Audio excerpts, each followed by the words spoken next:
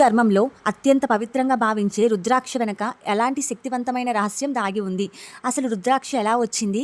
దాని వెనక ఉన్న ఏంటి అనేది ఇప్పుడు తెలుసుకుందాము. శివపురాణం, దేవి భాగవతం వంటి గ్రంథాల ప్రకారం రుద్రాక్షల పుట్టుకకు సంబంధించినవి 3 ప్రధాన కథలు ఉన్నాయి. ఒక కళ్యాణం కోసం శివుడు వేల ఏళ్ల పాటు ధ్యానం చేశాడు. ధ్యానం ముగించిన కళ్ళు తెరిచినప్పుడు మన వాలి బాధలను చూసి ఆయన హృదయం కరిగిపోయింది. ఆ కరుణలో పుట్టిన కన్నీటి చుక్కలు భూమికి తాకిన చోట రుద్రాక్ష చెట్టు మొలిచాయని శాస్త్రాలు చెబుతున్నాయి. త్రిపురాసురుడనే మహారాక్షసుడు సంహరించే సమయంలో శివుడు అఘోర శక్తిని ఉపయోగించాడు. ఆ అపారమైన ఏకాగ్రత శక్తి భావంతో శివుని కళ్ళ నుండి రాలిన శక్తి కన్నీటిలే రుద్రాక్షలుగా మారాయని మరో పురాణం కథ చెబుతుంది. ప్రియబాయిడ సతీదేవిని కోల్పోయిన దుఃఖంలో శివుడు లోకమంతా సంచరించాడు. ఆ బాధలో ఆయన కళ్ళ నుండి రాలిన కన్నీటి చుక్కలే రుద్రాక్షలుగా మారాయని మరొక కథ చెబుతుంది. రుద్రాక్ష ఈ పేరు వినగానే మనకి గుర్తు వచ్చేది పరమశివుడు. కానీ రుద్రాక్ష అనే పదానికి అసలు అర్థం తెలుసా?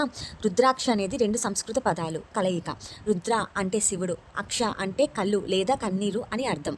అంటే శివుని కళ్ళ నుంచి ఉద్భవించింది అని దీని అర్థం.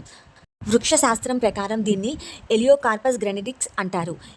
ఇవి ప్రధానంగా హిమాలయ ప్రాంతంలో మరియు ఇండోనేషియాలో పెరుగుతాయి. విశేషం ఏంటంటే ఈ చెట్టు కాయలు పండినప్పుడు అద్భుతంగా నీలం రంగులో మెరిసిపోతాయి.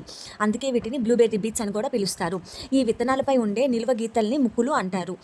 ఇవి సాధారణంగా 1 నుంచి 21 వరకు ఉంటాయి. ఒక్కో ముక్కికి ఒక్కొక్క రకమైన ప్రత్యేకత ఉంటుంది.